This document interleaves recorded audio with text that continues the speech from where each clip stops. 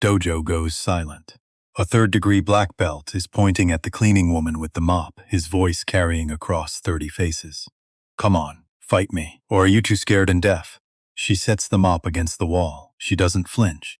She doesn't sign. She doesn't do any of the things a woman in her position is supposed to do when a man in his position opens his mouth in front of an audience. She just looks at him. And in the front row, a 10-year-old boy who hasn't heard a single word tonight watches her face and understands everything. She steps onto the mat, barefoot, in faded jeans, in a plain gray shirt she was going to wash tomorrow. Somewhere in her apartment 3 miles away, a small wooden box sits closed on her nightstand. It has been closed for 3 years. Inside, a gold medal she has not touched, a ribbon she has not looked at, and a secret she has kept from every single person in this room.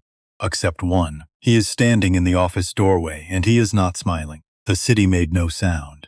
Not to her. Nora stood at the window of her third-floor apartment, coffee going cold in her hand, watching Portland wake up on a Tuesday morning.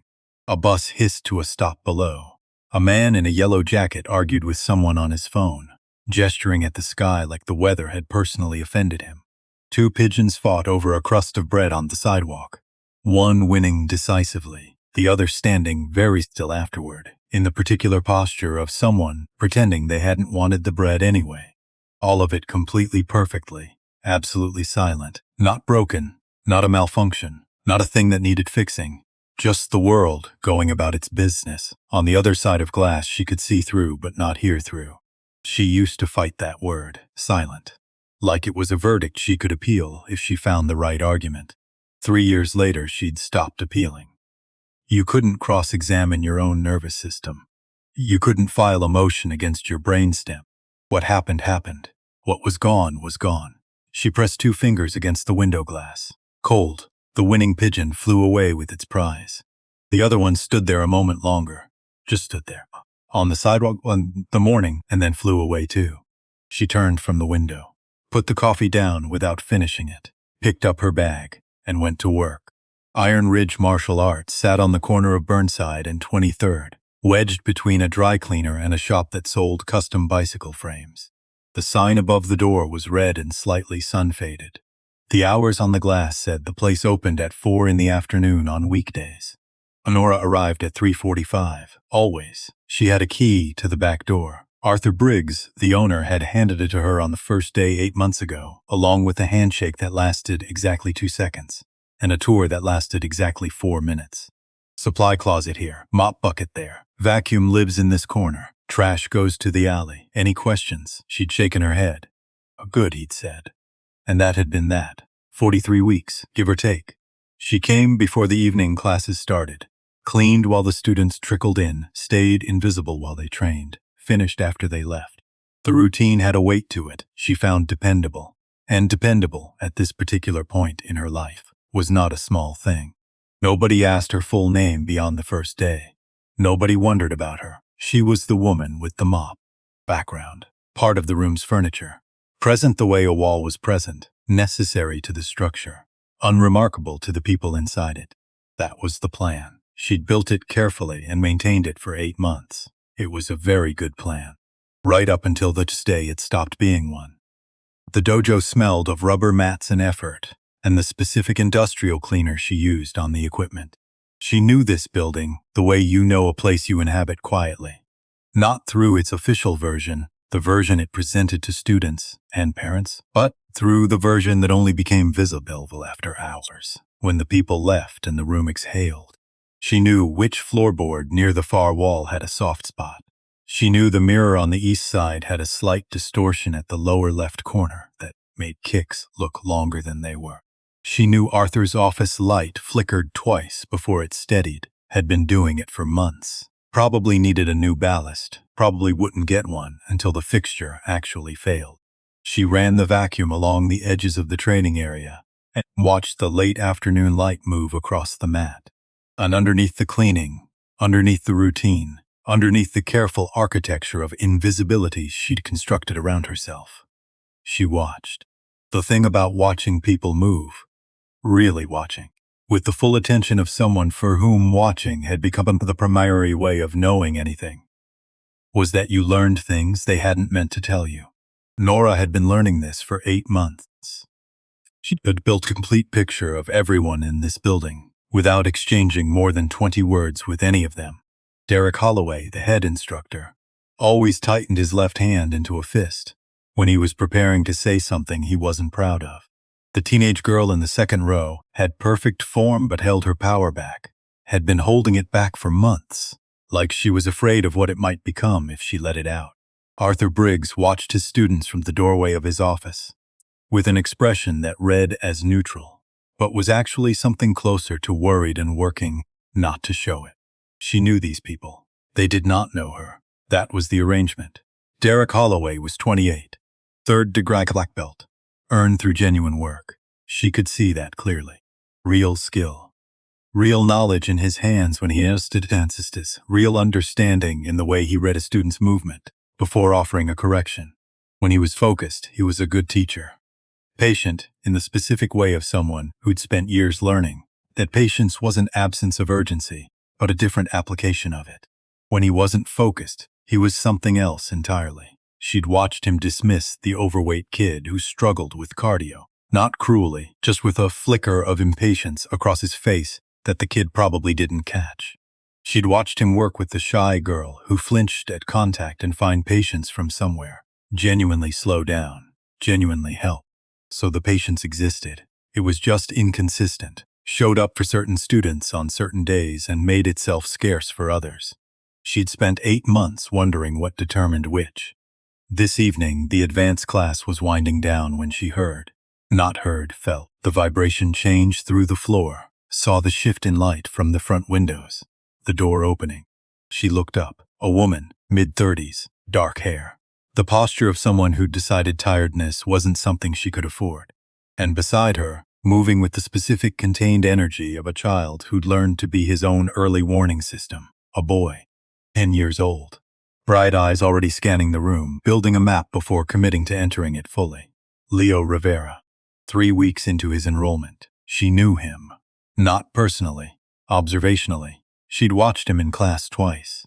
He learned by watching other students the way she watched the room, with full attention, building a picture before attempting anything, patient in a way that 10-year-olds almost never managed.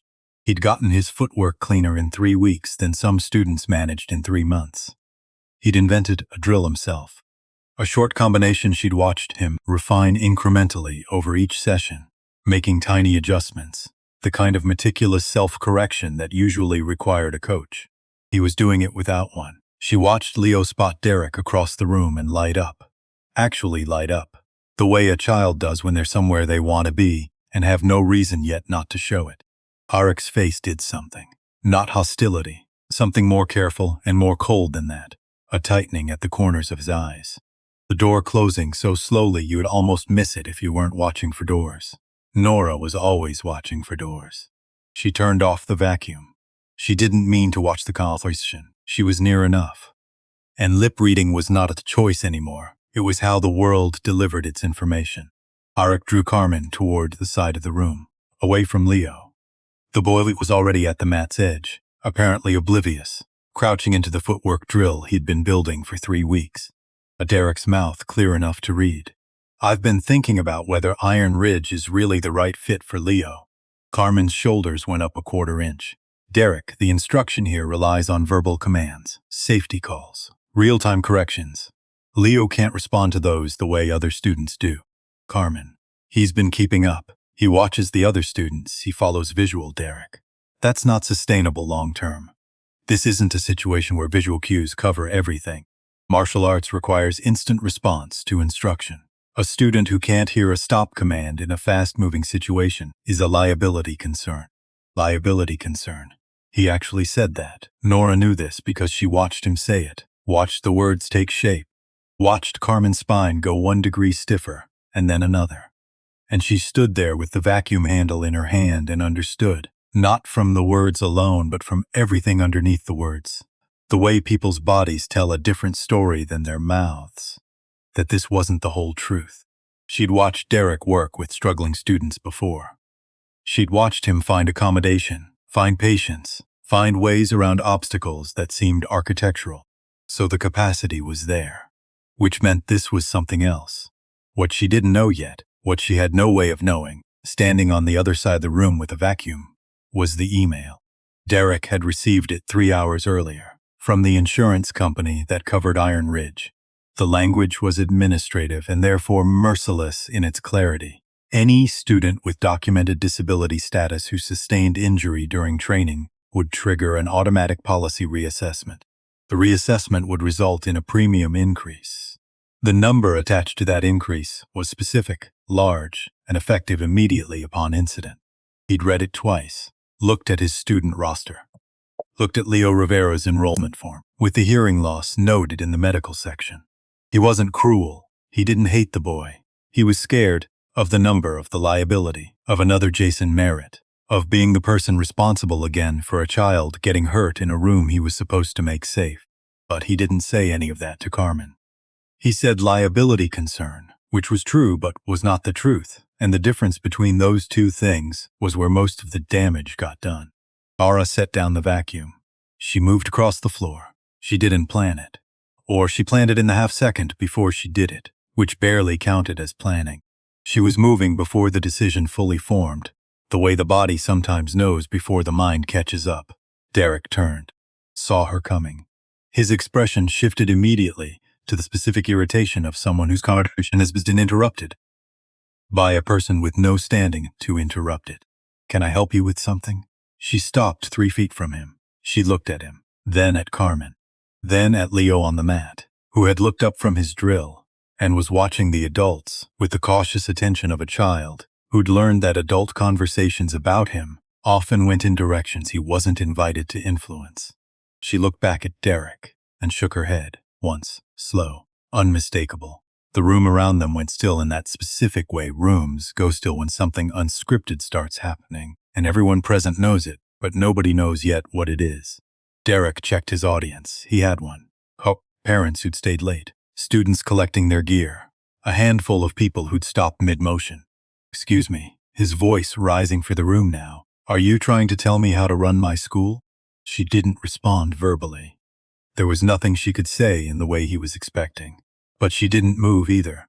She stayed exactly where she was, with the stillness of someone who had chosen this position deliberately and saw no reason to leave it, which somehow made him angrier than argument would have. He looked around at the watching faces, checked that this was landing the way he needed it to land. "The cleaning staff is here to weigh in on my teaching methods. That's what's happening right now." One uncomfortable half-law from somewhere near the wall. One person. Nobody joined it. "You know sign language?" His voice climbed when she signed something small to Leo, and the boy's worried expression broke open into a grin. You understand everything that gets said in this room?" She nodded. He ran one hand through his hair, turned to address the room rather than her directly. "This is what's happening. The cleaning woman has decided she knows better than a third-degree black belt, with 15 years of teaching experience." He looked back at her, and underneath the performance there was something real, something that wasn't just wounded pride but genuine destabilization, the particular alarm of someone whose category system has stopped working. "I don't know what you think you're doing here, but this is my school, and I am not going to stand in it and be questioned by." He gestured at the mop she'd left leaning against the wall. She raised one hand, pointed at herself, then at the mat. The room held its breath for real this time. Derek blinked, processed. He stopped, started again. "Are you challenging me?" She nodded. A long pause in which several things happened on his face in quick succession. "You're challenging me to a fight." He said it to the room. He needed the room. "The cleaning lady is challenging the instructor to fight." He waited for the laugh that didn't come. Parents were leaning forward. Students had stopped moving entirely. The energy had shifted to something he wasn't controlling, and could feel not controlling, which was making everything worse. "Does anyone want to tell me if this is actually?" "Maybe let it go, Derek." The woman in the green jacket, parent of one of the younger students. She said it without heat, without drama, the way you say something obvious that everyone is thinking.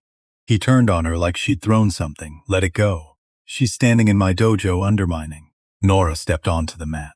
The action was enough to be almost rude in its simplicity. 1 step. 2. She was standing in the center of the training space in her work clothes, faded jeans, plain gray shirt, no shoes. And the stillness she stood with was not the stillness of someone who'd wandered somewhere they didn't belong. Derek stared at her. Then the decision moved across his face and settled.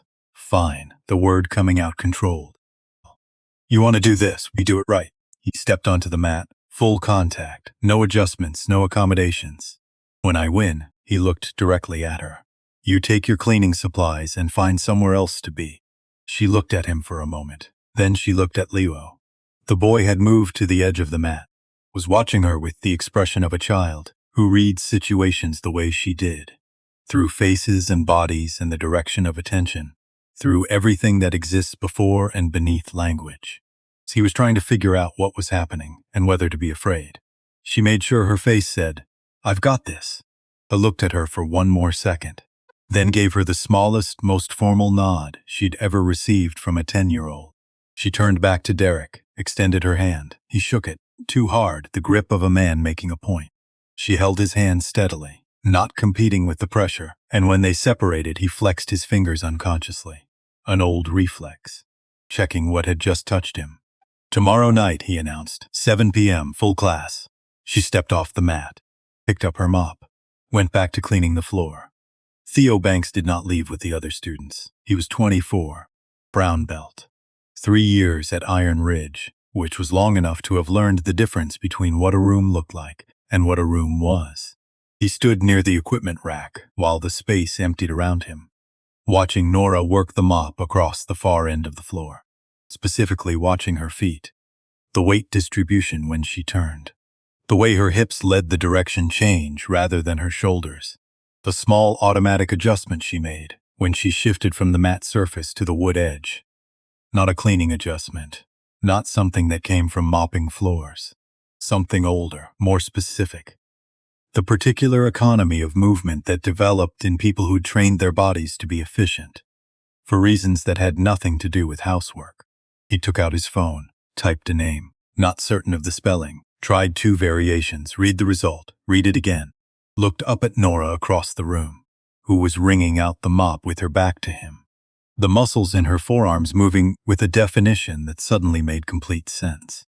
He put his phone in his pocket. He did not say anything to Derek, who was in his office with the door most of the way closed. Did not say anything to Arthur Briggs, who had come out of his own office at some point during the confrontation and stood in the doorway, long enough to see most of it before going back in. Did not say anything to any of the parents making their way out, or to Carmen Rivera, who left last with Leo asleep on his feet beside her, her hand on his shoulder steering him toward the door. Because Theo Banks had spent 3 years learning things in this room, and one of the things he'd learned was the difference between information and interference. He knew what he'd found on his phone. He knew what it meant for what was going to happen tomorrow night, and he understood that handing it to Derek now would short-circuit something that needed to happen on its own terms. Some lessons only worked if you walked into them without preparation. He picked up his bag, nodded once at Nora, who didn't see it because she was facing the other direction, and left. Outside, the city was doing what cities did in the early evening, shifting registers, the daytime version giving way to something slightly looser, the specific Portland combination of streetlights and coffee shop glow and the smell of rain that hadn't fallen yet. Nora finished the floor at 7:43.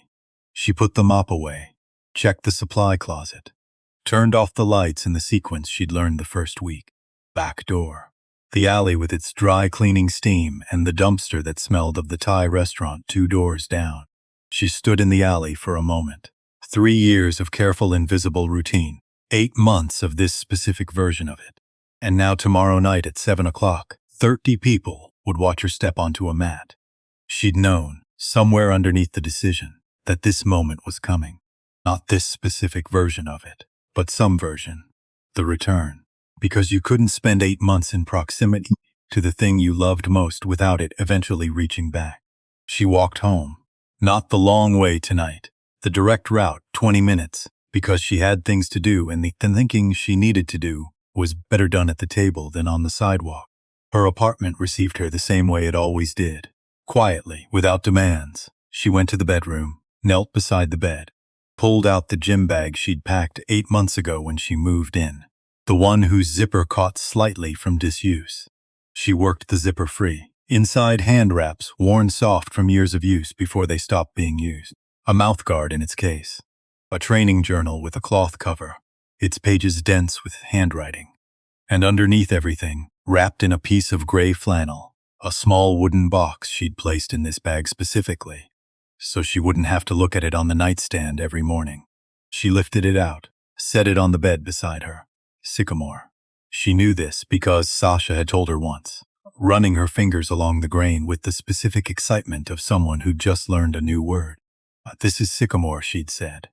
They use it for surgical instruments and salad bowls. Nora had said that was one of the stranger facts she'd ever heard. Sasha had said, I know, that's why I like it. She opened the box. The written faded from its original vivid blue to something closer to winter sky. Still blue, but quieter. The metal itself was unchanged. Gold didn't tarnish, didn't soften, didn't age in any visible way. Deaflympics 2017. Samson, Turkey.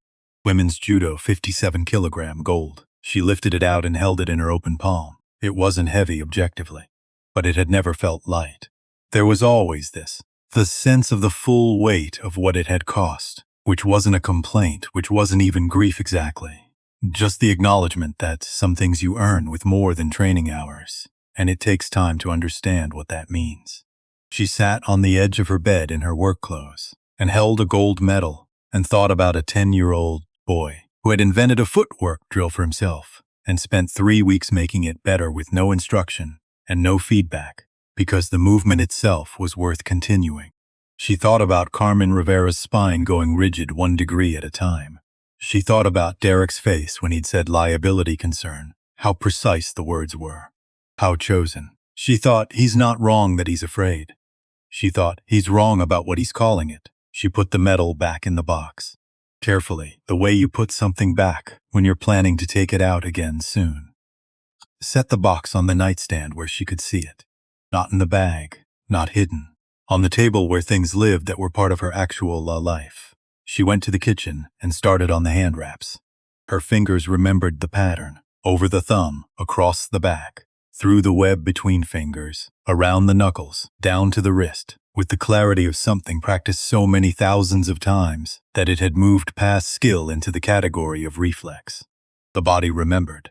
That was the whole thing about the body. It waited. It kept what it knew, even through years of not being asked to use it, especially through years of not being asked. She wrapped her hands in the small kitchen, while Portland went about its evening outside the window. She couldn't hear any of it. But the silence tonight held a different quality than it usually did. Not the familiar weight of absence. Something more like the silence before something. The held breath quality of the hour before a competition, before everything you'd prepared for became the actual thing. She'd forgotten she knew that feeling. She was glad to find it was still there. She unwrapped her hands, set the wraps on the nightstand beside the box, fought at the kitchen table, opened the training journal. The early pages were dense, with the decisive detail of someone whose life had been one focused thing for over a decade. Technique breakdowns. Competition analysis written in the systematic shorthand of someone who'd learned to treat opponents like problems to solve. Training schedules that accounted for time the way engineers accounted for load bearing. And then, near the back, a shift. The handwriting changing register. Less structured. More like thinking than recording. She found the entry she'd been looking for. Half a page. Dated 3 weeks before the phone call. Sasha asked me today why I still compete. She asked it like she already knew my first answer wasn't the real one. I said because I'm good at it. She gave me the look. I said because it's what I do. Another look. I said okay because it's when I'm on the mat, nothing else exists. Just this. Just movement and response and the pure, complete problem of the person in front of me. And that's clean.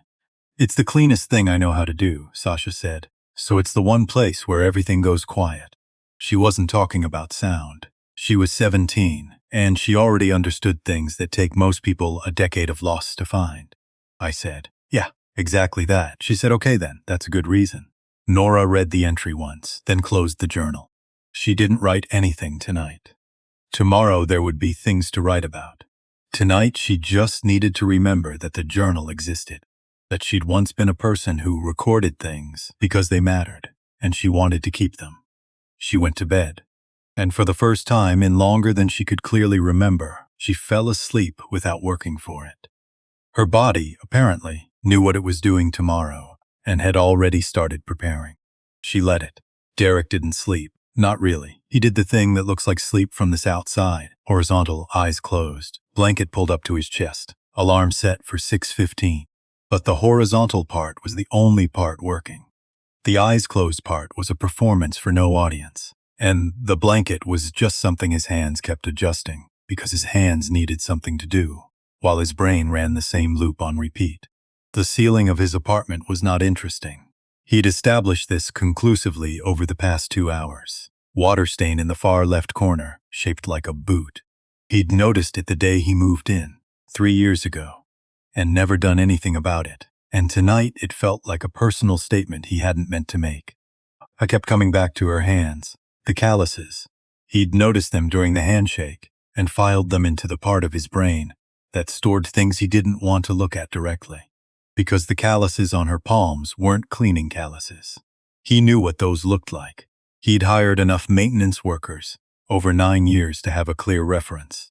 Cleaning calluses formed at the fingertips, the outer edge of the palm, the base of the thumb where a mop handle sat. These were grip calluses. The specific layered decades built in across the metacarpals then came from grabbing a gi lapel, a competition jacket, a training partner's sleeve, thousands of times over many years, under conditions that demanded the grip hold even when the rest of the body was exhausted. I'd noticed and he'd filed it and he'd moved on to the next moment, until 2:47 a.m. when there were no more next moments to move on to. I got up, made tea he didn't drink, stood at his kitchen counter in the specific posture of a man stalling against a phone call. Then he made it.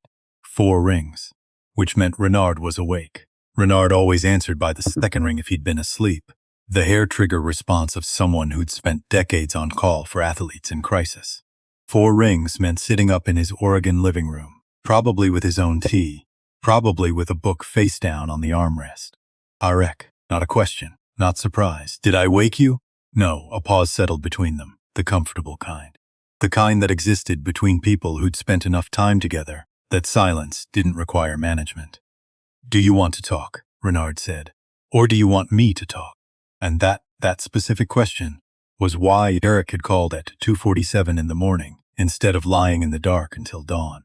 Because Renard understood the difference between those two things, had always understood it, had spent 40 years coaching people, and learned early that the most useful thing could offer someone at the wrong end of the night was the choice. I think I did something wrong, Derek said. Tonight or generally both. I don't know, maybe the same thing. He heard the small ceramic sound of Renard setting a mug down. Tell me, so Derek told him. Not everything. Not the entrance email. Not the number. Not the specific calculation he'd performed with Leo Rivera's enrollment form in front of him. But the rest of it. The boy who learned with his eyes. The mother who'd been so patient and so reasonable, it made the whole conversation worse. The cleaning woman who'd walked out of nowhere and made him feel observed in a way he found completely intolerable. The challenge, the mat, the handshake that left him flexing his fingers. Renard listened without interrupting. When Derek finished, there was a silence long enough to be its own response. You were afraid, Renard said. Not a question, not an accusation, a weather report. I was making a professional judgment about student safety, Derek. A beat. Yeah, Derek said. Of what, specifically? And here it was. The question he'd been circling for 2 years. Since Jason Merritt and the 2 broken ribs. Law school and the look on Gordon Merritt's face in the doorway of that emergency room. Not anger. Gordon Merritt hadn't been angry, which would have been easier. He'd been quiet.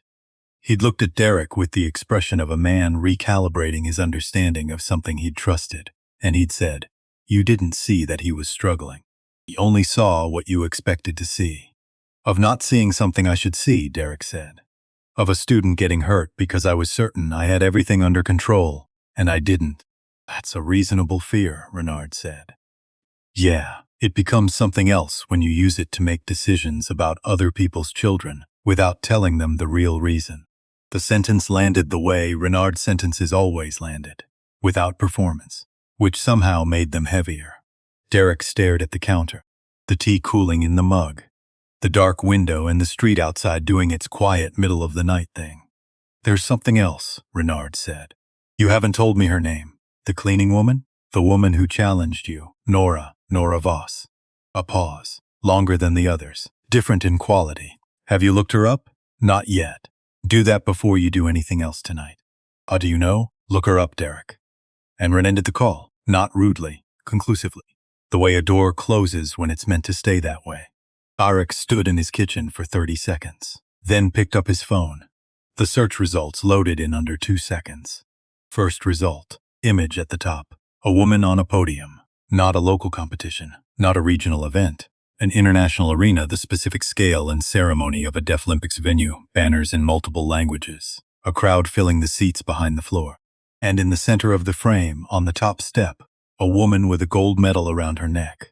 She looked younger. Not by much, 3-4 years at most. But something in her face that was present in this photograph was not present in the face of the woman who'd stepped onto his mat tonight. Not confidence exactly. More like the specific expression of someone who has just done the hardest thing they've ever done and is standing on the other side of it, still breathing. He read, Women's Judo 57 kilogram, Deaflympics 2017, Samsun, Turkey, gold medal. The final. Overtime, sudden death, an uchibimata that the article described as the kind of technique you only attempt when fatigue has burned thought, caution, and all that remains is muscle memory and years of repetition distilled into one moment that is either perfectly executed or a complete disaster. But had been perfectly executed. He scrolled. Competitive record from age 14.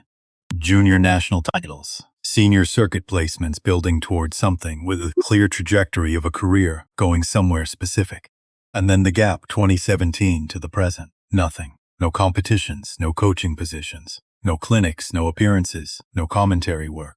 A career that had been ascending and then simply stopped. No announcement, no retirement statement, just absence. The way sound stops and leaves only the shape of where it had been. He scrolled further, found a shorter piece. Local paper, smaller publication. The kind of article written by someone who felt obligated to say something without knowing what to say.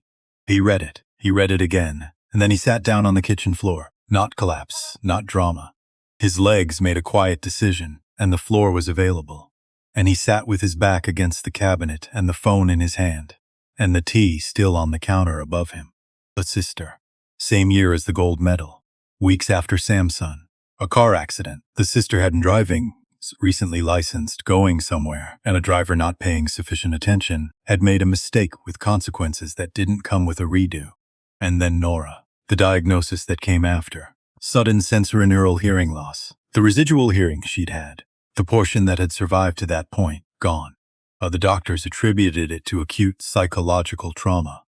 The body, having received news, it couldn't sauce through normal channels, shutting down the channel that had delivered the worst information it had ever carried. She'd been 28. He sat on the floor for a while, not doing anything specific, just sitting with the information, which was a different activity than reading it. I thought about the way she'd stepped onto the mat, not performed it, not announced it, just stepped. The way you step onto a surface, returning to something rather than entering it. The self-possession of someone who'd been somewhere before and knew exactly what the ground felt like under their feet. He thought about Leo Rivera at the edge of the mat, watching the adults, trying to determine whether to be afraid. He thought about liability concern, the specific precision of it, how useful, how effective at closing a conversation before it could go somewhere he hadn't prepared for. He thought about Gordon Merritt's face. You only saw what you expected to see. He got up off the floor. He looked at his phone, considered calling Renard back, then didn't, because Renard had given him what he needed, and the next part was his. The coach pointed at the lesson. The learning was always the student's. He did not text Arthur Briggs to cancel. Did not send a message to the group thread saying he'd reconsidered. Did not look for the exit that would let him maintain his position without going through what was coming.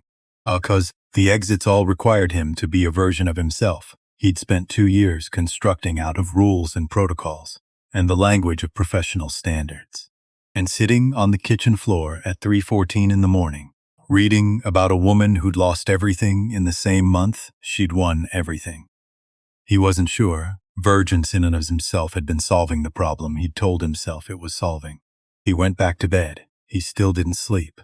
But the ceiling water stain stopped bothering him, which was something. Small but something.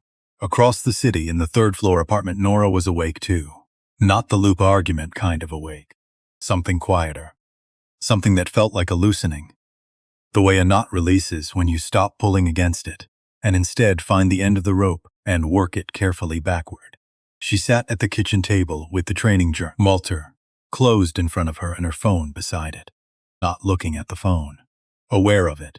She'd been sitting like this for 20 minutes. There was a text thread on her phone. She visited approximately once a month. Not a habit, exactly. A practice. The way some people kept objects from people they'd lost. Not to hold on to them, because you couldn't hold on to them, but to make occasional contact with the evidence that they'd existed. The thread was under Sasha's contact. Still there. The conversation ending mid-exchange and staying ended.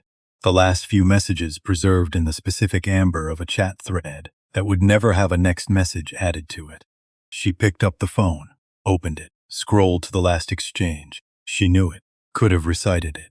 But she needed the actual words, not her memory of them, because memory got things slightly wrong and the slightly wrong version wasn't what she was looking for. Her own messages in gray, Sasha's in blue. Sasha, you're doing the thing again, Nora. What thing, Sasha? The I'm fine, Nora, I am fine, Sasha. You've been awake since 4 a.m., Nora. How do you know that's a Sasha? Because you text me at 4 a.m. when you're nervous and pretend it's about something else, Nora. Not nervous, Sasha. Okay, Nora. The timing on the entry footwork isn't landing right, Sasha. See then a gap of several hours. Competition day. Nora in the arena, phone in her bag. The world narrowing to the specific tunnel of pre-match focus.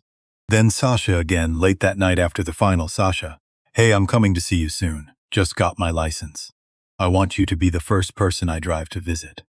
Remember to open the door. Nora had seen this message. She'd read it in the first hours after the final. Exhausted and elated in 3 time zones from home. She'd meant to answer it. She'd fallen asleep on the bus back to the athlete's village with the phone in her hand, the reply half composed in her head. She'd never sent it. But below it. And this was the thing she'd found 6 weeks after the accident. The thing she'd read once, and then put the phone in a drawer and not touched for 3 months. Below the message about the license and the visit, sent 11 minutes later, was one more. She hadn't answered the first one, so Sasha had sent another. She read it now. Sasha, I know you probably won't see this till after, but I wanted you to know something. I watched you in the semifinals today. I was supposed to be in class, but I watched it on my phone in the bathroom, with the door locked, which Ms. Patterson definitely noticed, but whatever. You fight like the other person deserves your best. Like whoever's across from you is worth you showing up completely. Most people compete to win. You compete like the other person matters. That's different. I don't know if you know that about yourself. I'm proud of you every single day, but today especially. Now go get the gold. I love you. Nora read it. She'd read it before. She would read it again. But each time something in the angle of it shifted. The way the same light through a window looked different at different hours of the day, illuminating things that were always there but not always visible. You fight like the other person deserves your best. She thought about Derek Holloway, about the specific texture of his fear. Real fear, not performance, the kind that comes from something that happened and left a mark and never quite healed right. About the way he'd gripped her hand too hard, because it was the only kind of force he had available to him in that moment.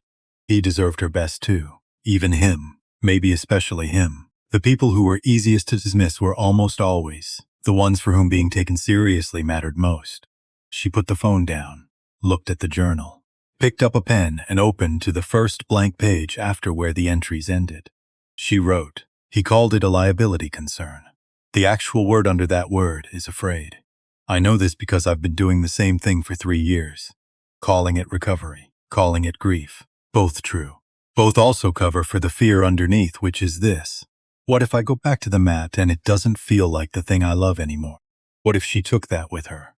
She looked at what she'd written, then wrote, but tonight when I stepped onto that mat, I felt it. Before anything happened, just from standing there. The ground felt like the ground is supposed to feel, so I think the answer is no. I don't think she took it. I think I put it down and couldn't figure out how to pick it back up without admitting I'd put it down. She put the pen down, looked at the ceiling, went to bed, and slept, clean, immediate, the sleep of someone whose body has been waiting for permission. Arthur Briggs received the first call at 8:17 Wednesday morning. He was on his second cup of coffee, standing at his kitchen window looking at the backyard that needed work he kept meaning to get to, when his phone rang. Parent of one of the teenage students. Concerned. Had heard about the situation last night. Wanted to ensure school wasn't going to become the kind of place where things like this happen.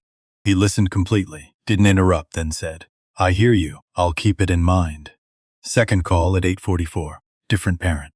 Similar content, different framing. More worried about Leo Rivera specifically. Was it appropriate to involve a child in this kind of adult conflict?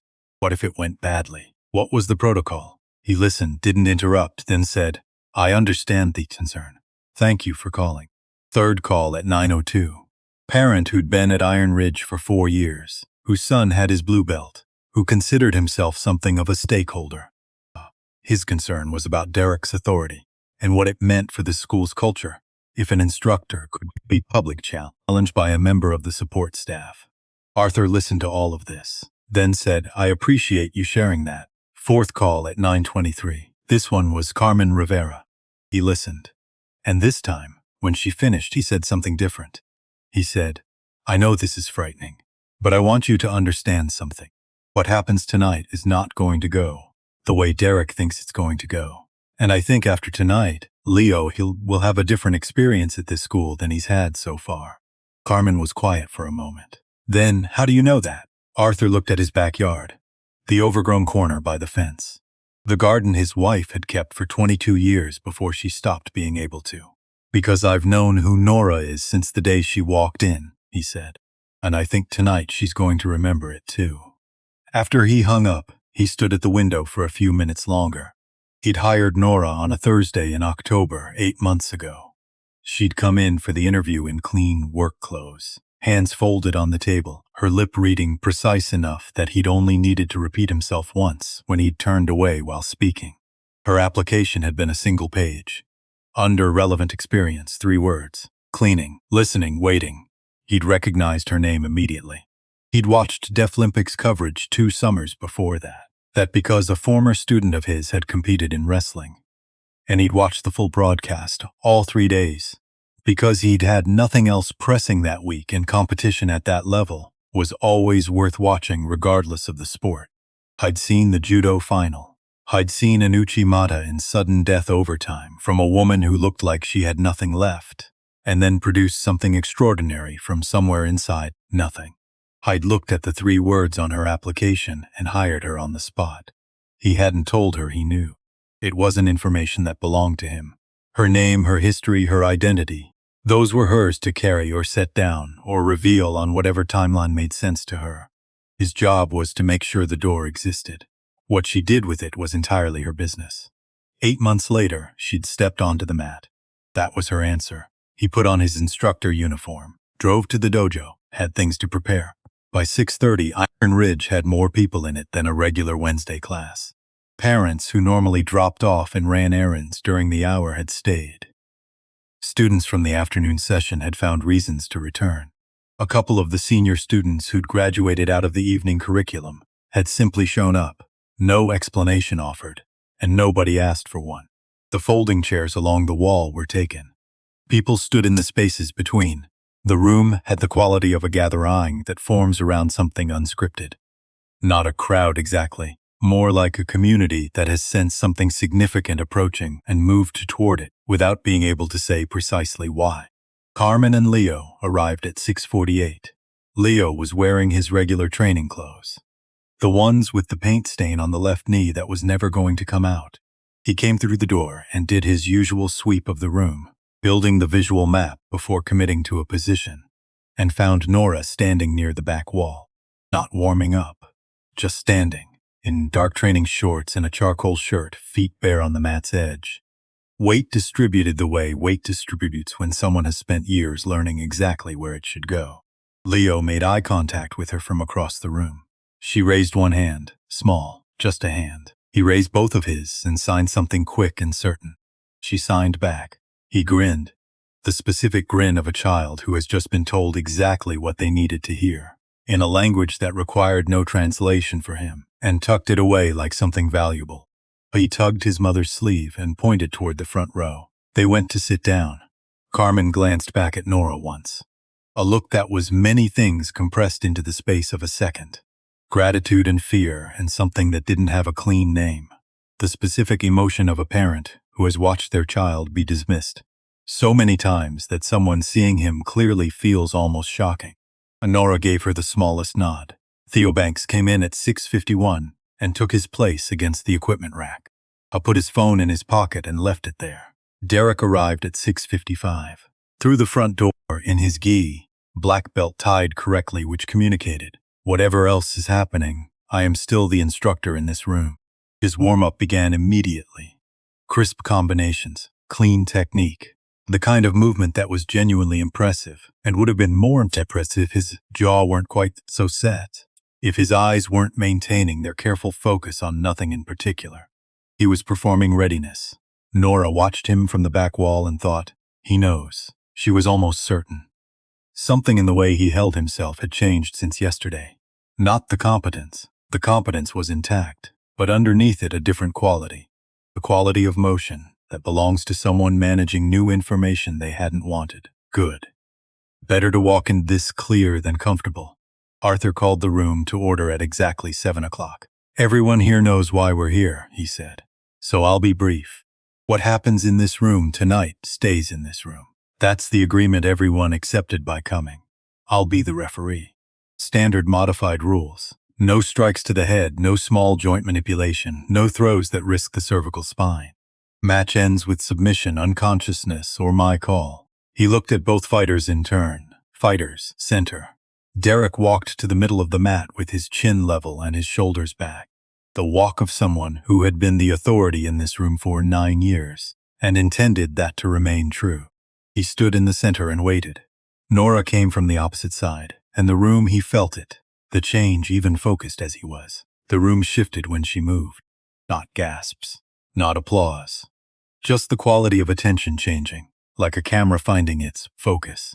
8 months of watching her move through this building with the deliberate smallness of someone who'd decided to be easy to overlook, and now that was entirely gone. What was underneath it was something Derek recognized from the competition footage he'd been looking at on his laptop at 3 in the morning. Economy, precision, the specific absence of wasted motion that takes years to build and looks, to the untrained eye, like simplicity.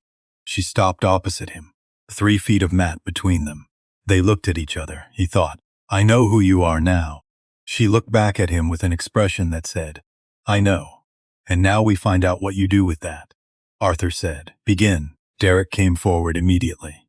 His best chance was the first 30 seconds. Use his reach, his aggression. Overwhelm her before she found her rhythm. He threw a combination, probing, not committed, testing the edges of her response. She wasn't where he aimed, not retreating, not blocking. Moving laterally, smooth as water, finding the path of least resistance, and his strikes went past her, like she'd been informed of them in advance and simply declined to be there. He tried again, followed with a low kick. She caught his ankle. The room held itself completely still. He was on one foot. Her hands locked around his ankle, with a grip that was controlled, specific.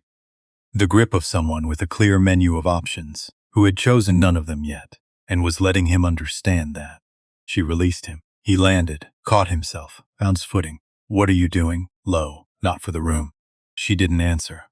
Both because she hadn't heard him and because the answer was already in her feet. In the repositioning she'd completed while he was still stall processing the exchange. In the new angle she'd taken that gave her 3 options, and him fewer. She was reading him. That's what all of it was.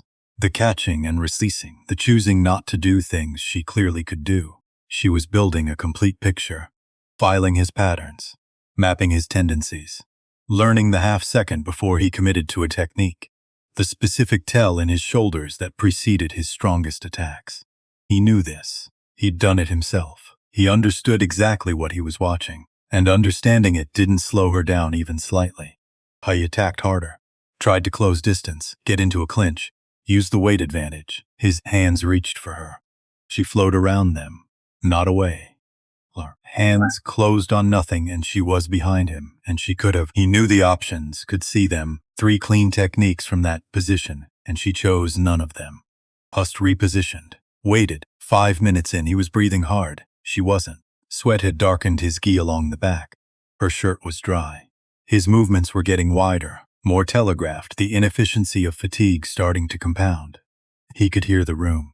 Not words, just the quality of the silence, how it had shifted from the tense-held breath of the opening to something else. Something that felt like people watching a lesson rather than a fight.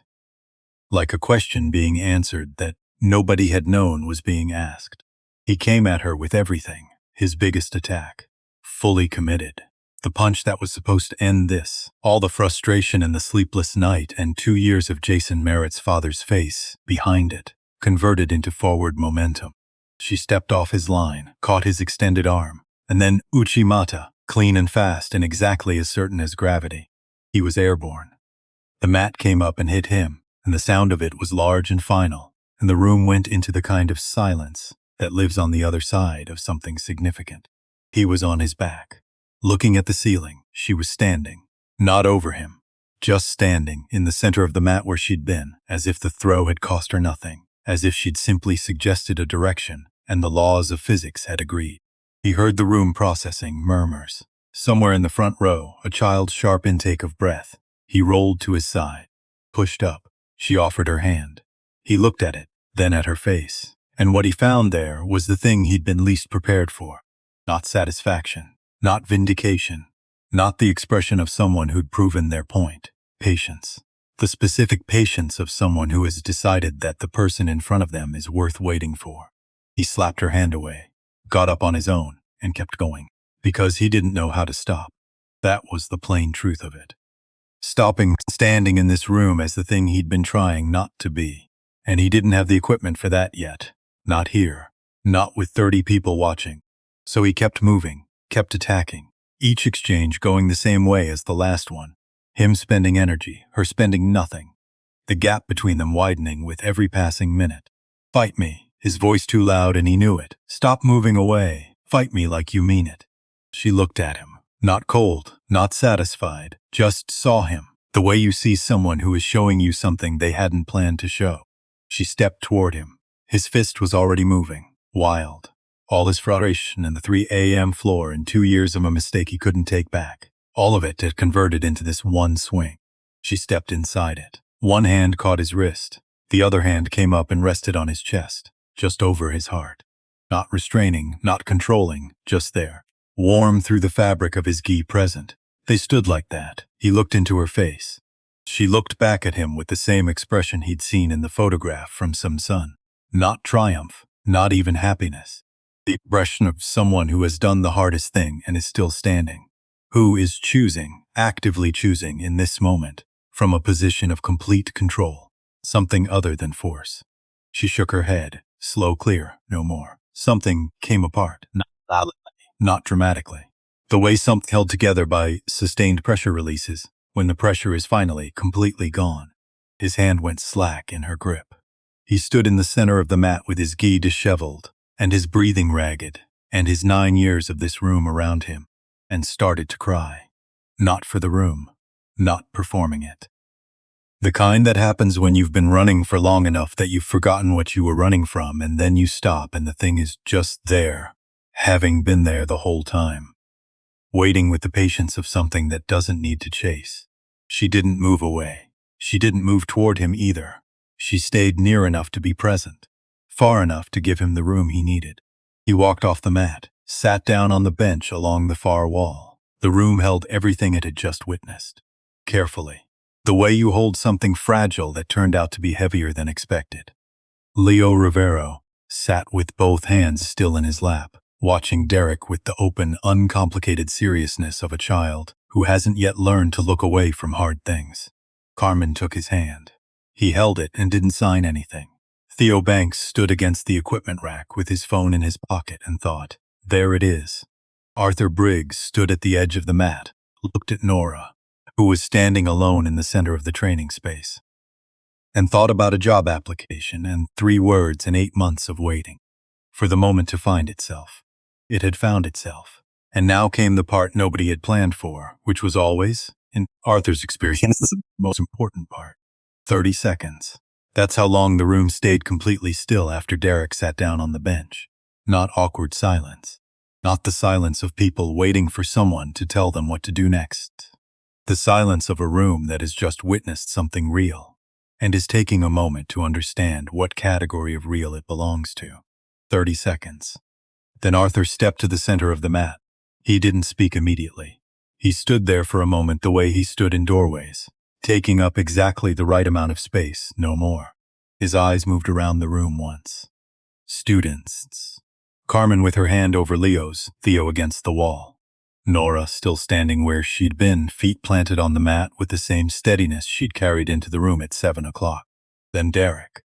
Derek was sitting on the bench with his elbows on his knees and his head slightly down. His gi was still disheveled. His breathing had slowed but not steadied. He was looking at the floor with the expression of a man who has just arrived somewhere he'd been avoiding for a long time and is trying to figure out what the address is. Arthur opened his mouth to speak. Derek looked up first. "I need to say something." His voice was quiet, which was unusual. Derek Holloway had spent 9 years in this room, projecting, filling the space with the specific authority of someone who understood that confidence was partly acoustic. Quiet was not his register, it was now. "The insurance company sent me an email yesterday afternoon," he said, before Carmen and Leo came in. "They said that if a student with documented disability status gets injured during training, the policy goes into automatic reassessment. The premium increase they quoted was..." He stopped, found Carmen in the front row, held her gaze. It was significant. "And I looked at Leo's enrollment form, and I made a calculation. And then I went out there and I told you things that were true, but were not the reason. I dressed it up as concern for Leo, for the class, for safety protocols." He looked at his hands.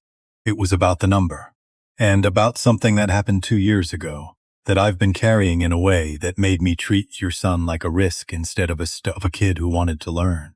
The room absorbed this, not with gasps, not with murmurs, just absorbed it, the way people absorb true things, slowly, making room. Carmen sat very still. 2 years ago, Derek continued, I had a student, 12 years old. I was certain I knew exactly what he could handle. I pushed past signs I should have caught and he got hurt. Broken ribs, 6 months out. He paused. His father came to see me after. He didn't yell. He just said, "You didn't see that my son was struggling. You only saw what you expected to see." Another pause, longer. "I've been making rules ever since. Lots of rules. And I called them professionalism. And I called them safety standards. And some of them were. But some of them were walls. And last night I used Leo as a reason for the walls, without telling either of you what the walls were actually for." Silence. Then Carmen spoke. She didn't raise her voice. She was a woman who'd spent 10 years navigating systems that required her to be calm in order to be heard, and the habit had become genuine. Not performance, just the economy of someone who knew that volume was rarely the most effective tool. "I know," she said. Derek looked at her. "I knew you were afraid of something you weren't saying. I just didn't know what." A pause. "I've had a lot of conversations like that one, about Leo, in doctors' offices and school meetings and enrollment appointments. People who use the right words to tell me something that has nothing to do with the words."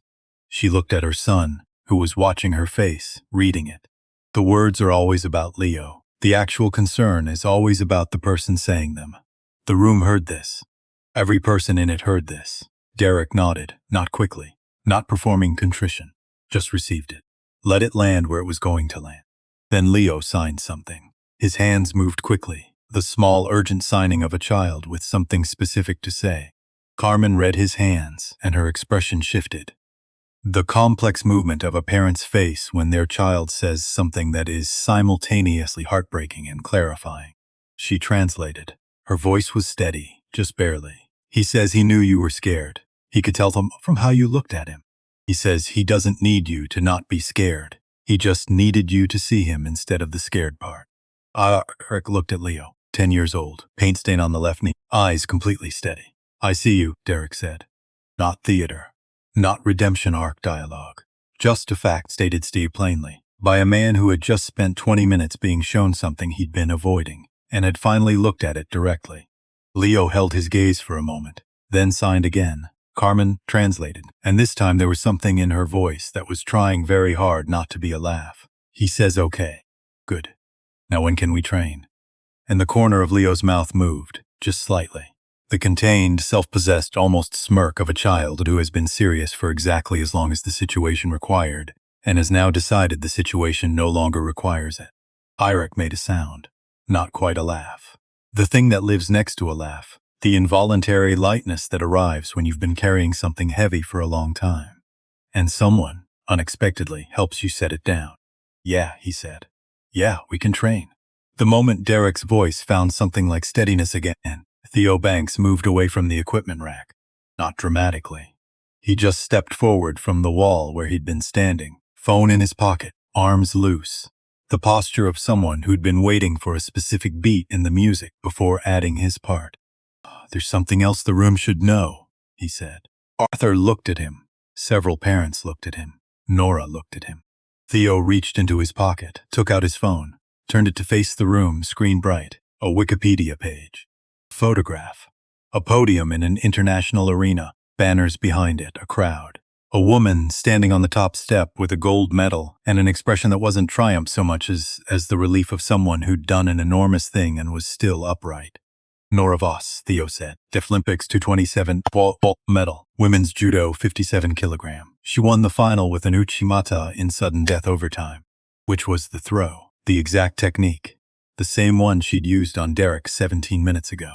The room processed this in stages, the way information spreads through a gathering of people who are all paying close attention. First the people close enough to read the screen, then the information moving outward in small waves as people turn to the person next to them, the news arriving differently for each person depending on what it connected to in them. A woman near the back wall said quietly, "She's been cleaning our floors," not accusatory, not embarrassed. Just the fact of it stated plainly, asking to be looked at. 8 months, someone else said. Arthur let the information settle for a moment. Then he looked at Nora, and his expression did something that people in the room recognized as confirmation. The face of a person whose kept secret has just been named by someone else. Theo said, "You knew." Not a challenge, an observation. From the day she applied, Arthur said. The room turned to Nora. She stood in the center of the mat, barefoot, in her training clothes. On rubber she had cleaned 5 days a week for 8 months. And she looked, not exposed, not defensive, not performing ease she didn't feel. Just present, exactly where she was. Which was all she'd ever been in this room. From the first night, she'd let herself the back door. A woman near the middle of the room. Silver hair, Thursday parent. Someone Nora had watched arrive reliably 6 months without ever exchanging more than a nod. Raised her hand slightly. The reflexive gesture of someone in a classroom who has a question they're not sure is appropriate. Then lowered it. Then asked anyway. Why, one word. But everybody understood what it contained. Why the gold medal and the mop? Why the anonymity? Why 8 months of cleaning instead of teaching? Of watching instead of doing? Of choosing visibility when visibility was something she'd already demonstrated she could handle? Honora was quiet for a moment. She gathered the words the way she always gathered them. Carefully. Because words were not her first language, and she wanted the ones she chose to be the right ones. "'Cause I needed to be near the thing I loved," she said, without being the person who had to perform loving it. She paused. Judo was everything for a long time, and then I lost someone. Not a competition, I lost the person who knew why I did it. The person who understood what the mat meant to me before I could explain it to myself. Another pause. Shorter. Without her, I couldn't find the way back in. Every time I tried, it hurt in a way I couldn't work through. So I came here, close enough to feel it. Small enough that nobody needed anything from me. She looked at the mat under her feet. That worked for a while. A beat. Until it didn't. The room was quiet with the specific quality of people who are listening with more than their ears. Carmen was crying without hiding it. Not dramatically. Just the quiet tears of someone who has heard something that resonates past the surface into something personal and old. Arthur nodded once, slow, like a decision he'd been waiting 8 months to confirm. Then he said, "Let's talk about what comes next." What followed wasn't a meeting. It was looser than that, warmer.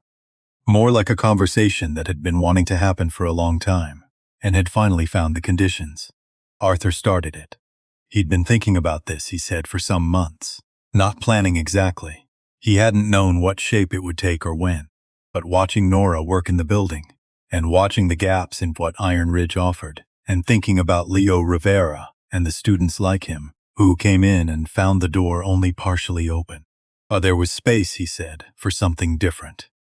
A program designed from the ground up for students whose learning profile didn't fit the standard instruction model. Not remedial, not lesser. Different in the way a left-handed tool was different from a right-handed one, built for the actual hand holding it. I looked at Nora when he said this. She looked back at him with the careful expression of someone measuring the distance between what they could do and what they were ready for. Those were not always the same distance. I'll think about it, she said. That's enough, Arthur said. It'll be here. Then Derek spoke. He'd been sitting on the bench for most of the conversation. Present? Genuinely present. Not performing presence. Listening to the specific quality of attention that belonged to someone who was learning something rather than managing something. I want to stay, he said. Arthur looked at him. Not as head instructor, not yet. Maybe not for a while. He looked at Nora, directly, without qualification. I'd like to assist with whatever you build, not lead it, assist. Learn how to reach students I don't currently know how to reach. A pause in which he seemed to be checking that the words matched what he actually meant. I've been teaching from a position of certainty for 9 years. I think I need to spend some time in a position of not knowing. See what that teaches me. Nora looked at him. He held the look. Didn't add to it, didn't soften it, didn't hedge it into something smaller and safer. Just held it. She said, you watch first a lot before you do anything. Yeah, he said. That's right. And you tell the truth about what you don't understand. You don't paper over it with protocol. Yeah. Okay, she said. The word simple and final, the way agreements sound when both people actually mean them. Theo Banks raised his hand. The way students raised hands in this room, the old reflex of the training floor. Arthur nodded at him. I've been working on incorporating more visual instruction into my own practice, Theo said. Not as a workaround, just because it makes me a better student. If the new program needs people to cross-train in it, I'd like to be part of that. Arthur looked at him. You'd be giving up evening class slots. I know. Arthur nodded again, the decision visible in his face before he said it. Then the teenage girl, the one with the perfect stance who'd been holding her power back for months, who Nora had watched from the edges of the room and wondered about, stood up from the chairs along the wall. Can I be in the program? She said. I know it's not designed for me. I know I'm not. She stopped. Tried again. I want to learn whatever you're actually teaching. Nora looked at her for a long moment. The girl held the look with the nervous steadiness of someone who has asked for something and is waiting to find out if they made a mistake. Come on Thursdays, Nora said. The girl nodded, like a contract had been signed and witnessed and filed. Then Leo got up from his seat in the front row.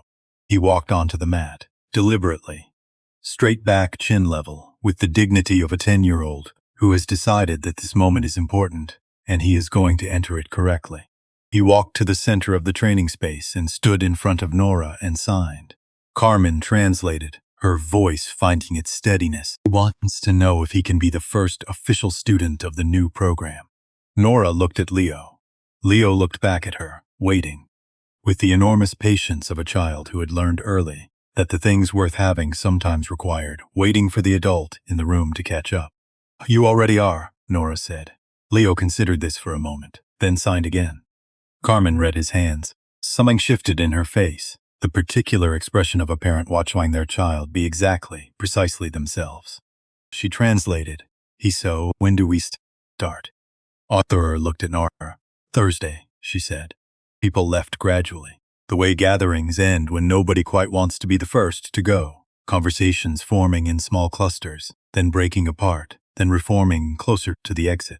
Parents who'd stayed for the match stopped to say things to Nora on their way out.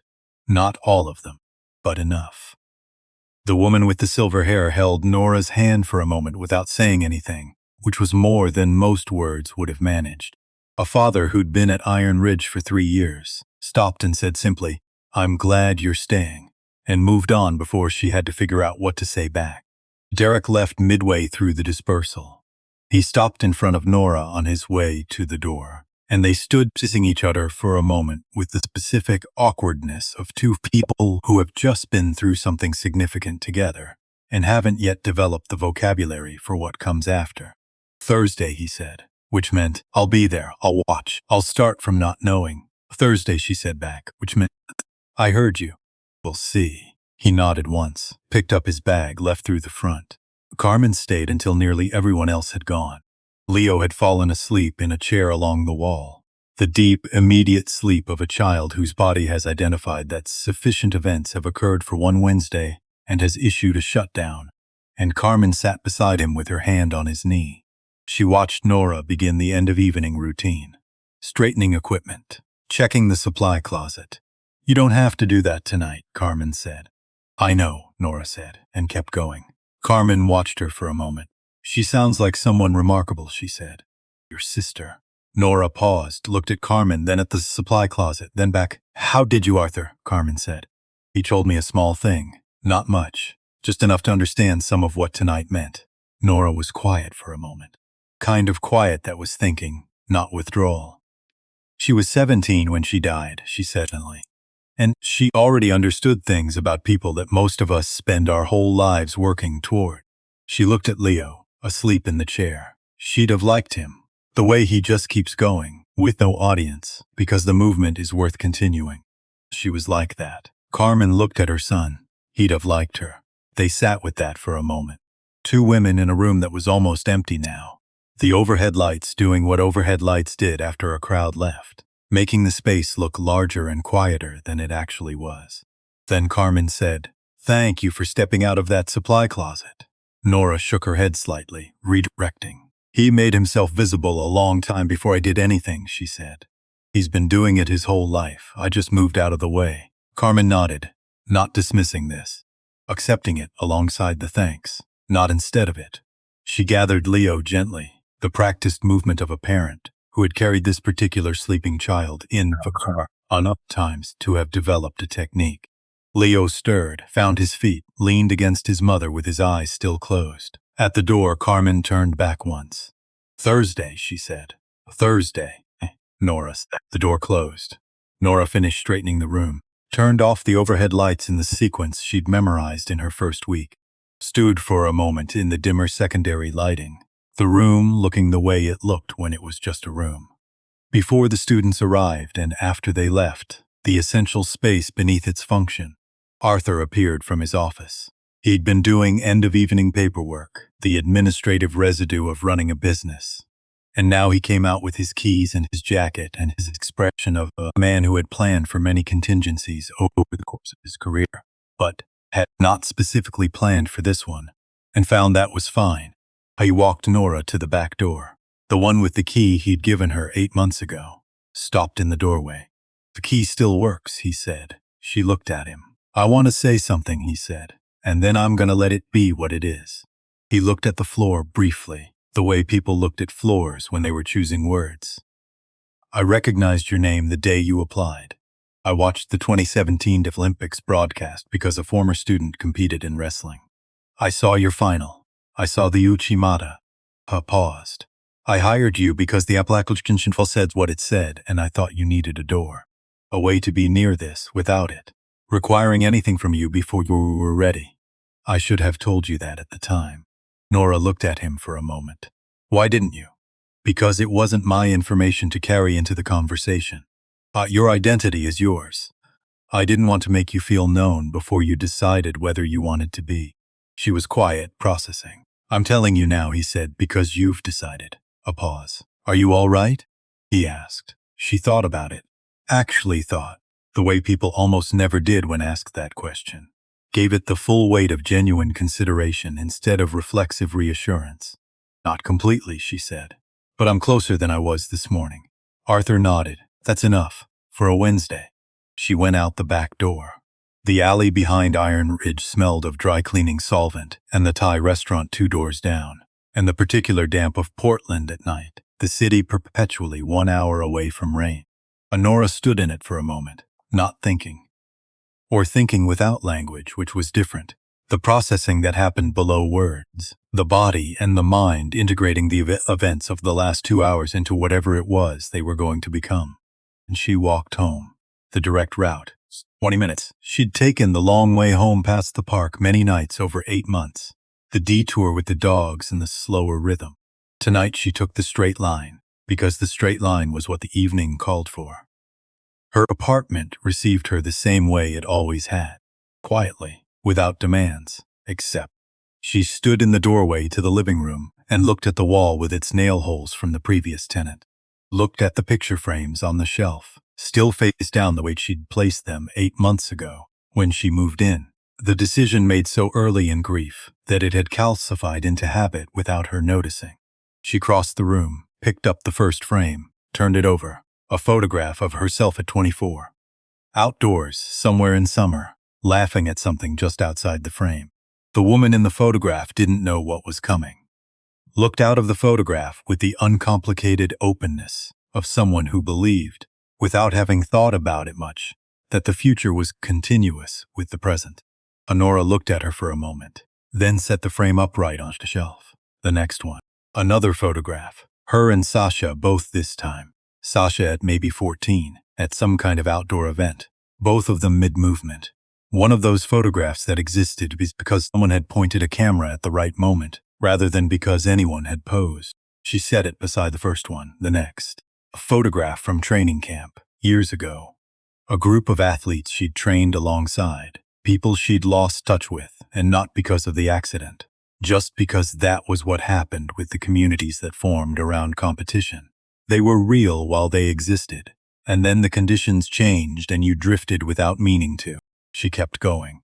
7 frames total, 6 photographs and 1 drawing. The drawing was Sasha's, made when she was 12, a cartoon version of the two of them in crayon and marker. Looked nothing like either of them, and captured something true anyway. The proportions of their relationship. The older sister slightly taller, the younger sister somehow taking up more space. She found a nail on the wall above the shelf. Previous tenant's nail, there since she moved in. She'd looked at it for 8 months and never put anything on it. She hung the drawing there, stepped back, looked at the wall. The photographs standing upright, the drawing above them. The small wooden box she'd brought out from the gym bag and placed on the shelf's end because it belonged with these, not underneath the bed. Apartment looked different. The same furniture, the same paint, the same light from the same fixtures. But the room had opened somehow, given itself more room to be lived in. She went to the bedroom, changed out of her training clothes, made tea, the kind she would actually drink, not the 2 a.m. kind that went cold on the counter while the mind ran its loops. Sat at the kitchen table, with the tea and the training journal. She opened it to the first blank page after the entries she'd found last night. She'd written 2 lines then. She read them now. He called it a liability concern. The actual word under that word is afraid. I know this because I've been doing the same thing for 3 years. But I went back to the mat tonight, and it felt like the ground is supposed to feel. She picked up the pen. She wrote, Tonight Eric said out loud that he was afraid. In front of 30 people, he said the true thing he'd been covering with the professionally useful thing. And the room didn't collapse. He didn't collapse. He just became someone who told the truth after a long time of not telling it. And that turned out to be survivable. A more than survivable. She paused, drank some tea, looked at the drawing on the wall. I've been afraid for 3 years, and I've had better language for it than he did, which maybe made it easier to maintain. Grief is a word that explains things. Recovery explains things. They were both true. But underneath them, the fear I didn't name was what if I went back to the mat and it didn't feel the same? What if losing her had changed the one thing that was mine before she was gone, and after she was gone, and during everything in between? She stopped, read what she'd written. But I stepped onto that mat tonight and it felt like the ground, like home, like the place where the noise has always gone quiet. She didn't take that. I put it down, and then I was afraid to find out if I'd broken it by putting it down, so I kept not picking it up, and that went on for 3 years. She put the pen down, picked up her tea, looked at the wall again. The photographs, the drawing, the space that had been empty for 8 months and was now something else. She thought about Leo's footwork drill. The one he'd been refining for 3 weeks with no instruction and no feedback, because the movement was worth continuing, regardless of whether anyone was watching. She thought, that's what I've been doing too. In the dark, after hours, in the building where I cleaned the floors. Keeping it going. Not calling it anything. Just keeping the movement alive because the movement was worth continuing. Maybe that's what recovery actually is, she wrote. Not the absence of grief, but the continuation of movement. You keep going in the dark until the conditions change, and the lights come back on and you're still there, still moving, in the place where you always belong. She sat with that for a moment. Then she turned to a fresh page and wrote the things she'd been circling. The things she'd been carrying for 3 years alongside everything else. The specific weight that didn't have grief as its name. Because grief was something you were allowed to feel, and this was something else. Something that lived in the register of fault. I should have answered the phone. She wrote it, looked at it. She'd known this for 3 years. The thought was not new, but she'd never written it down, had kept it in the category of things too dangerous to make permanent by giving them language, as if writing them would make them more true than they already were. The truth was, the phone was in her bag. She was warming up for the final. Sasha called.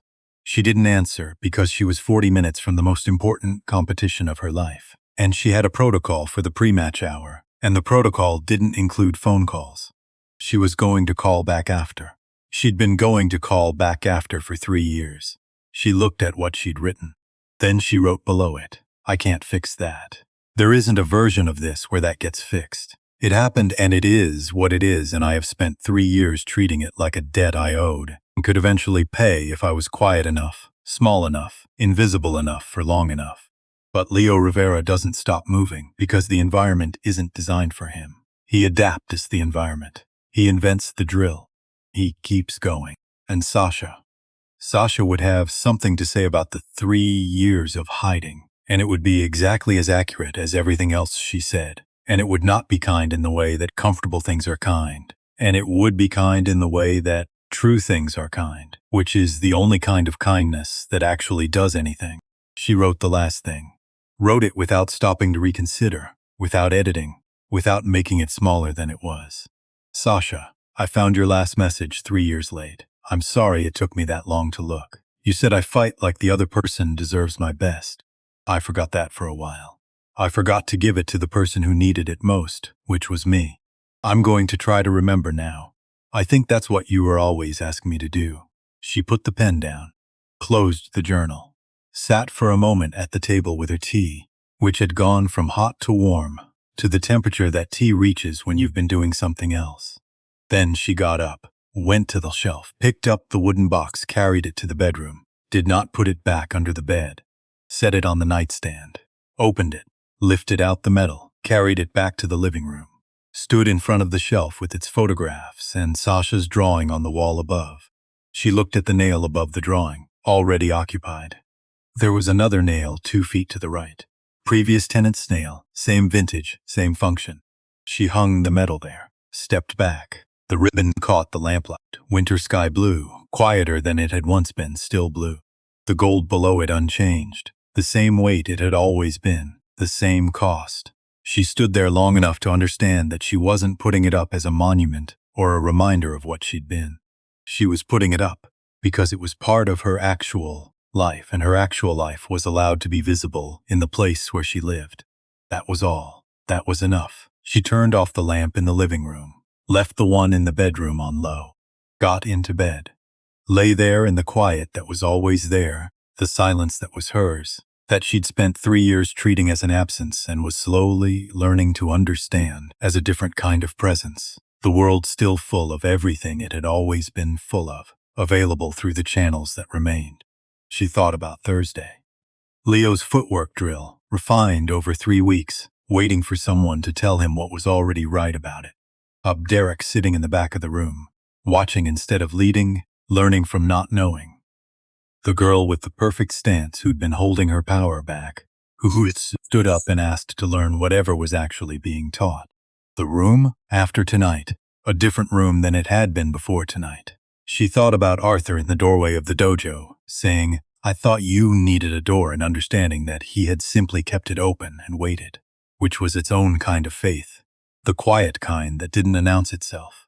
She thought about Sasha at 17 saying, "You fight like the other person deserves your best." She closed her eyes. Outside, Portland went about its Wednesday night. The buses running their late schedule, the restaurants on Burnside winding down, the particular rhythm of a city that didn't stop so much as shift registers, the daytime version becoming the nighttime version, both versions equally the city, equally real. She couldn't hear any of it, but she was in it, not watching from the outside, not standing at the window looking in.